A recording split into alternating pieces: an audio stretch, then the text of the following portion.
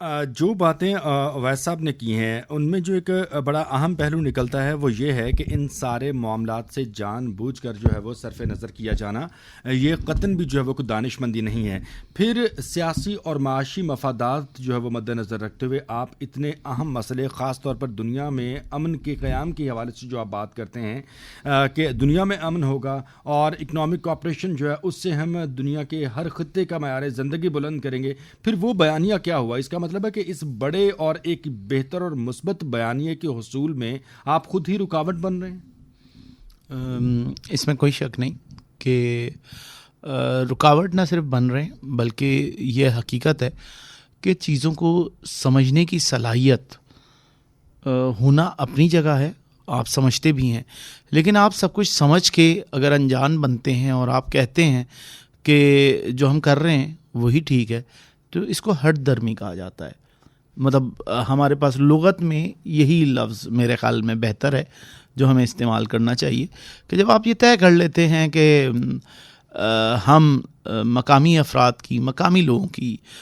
جو حقوق ہیں وہ سلب کر رہے ہیں. ہم دیکھ رہے ہیں سب کچھ. اور دیکھیں تشدد کا راستہ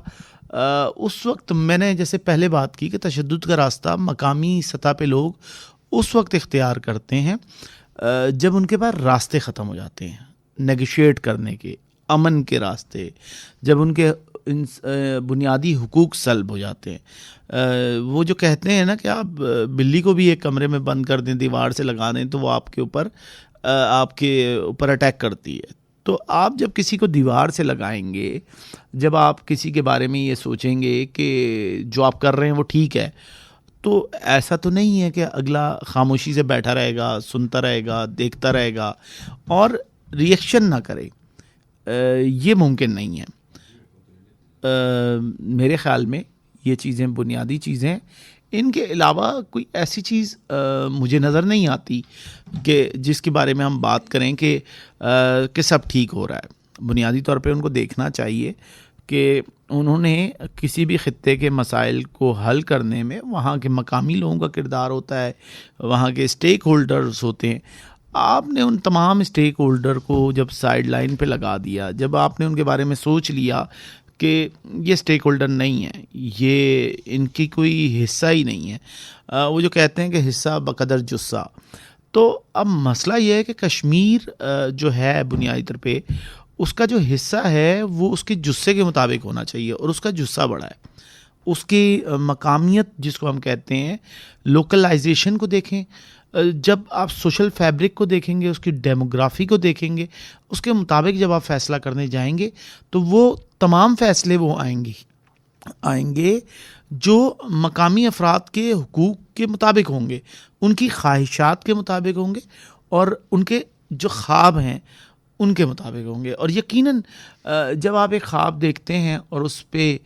اشرے گزر جاتے ہیں تو وہ خواب دیکھتے دیکھتے وہ کرچیاں آپ کی آنکھوں میں چبھتی ہیں, اور وہ سوچنا پڑتا ہے کہ آیا وہ خواب تھے, کیونکہ وہ آزادی حقوق کشمیر میں یقیناً وہاں کے لوگوں کے لیے ایک خواب بن کے رہ گئی ہے.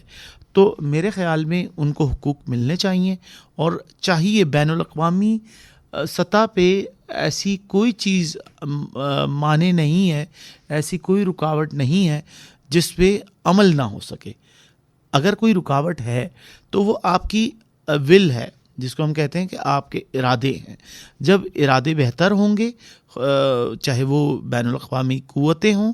یا مقامی افراد کے حقوق سلب کرنے والی قوتیں, اور قوتوں کے علاوہ وہ افراد, کیونکہ افراد نے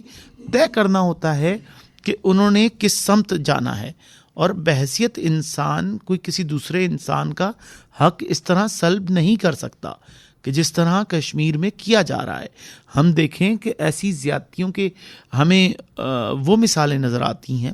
ہمیں بربریت کی وہ رنگ نظر آتے ہیں کہ جب بدن پہ لہو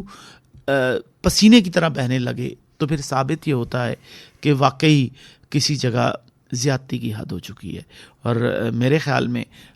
تمام زیادتیوں کے بعد اگر بین الاقوامی قوتیں اس کو نظر انداز کرتی ہیں تو اس کو ہم محض غفلت نہیں کہیں گے.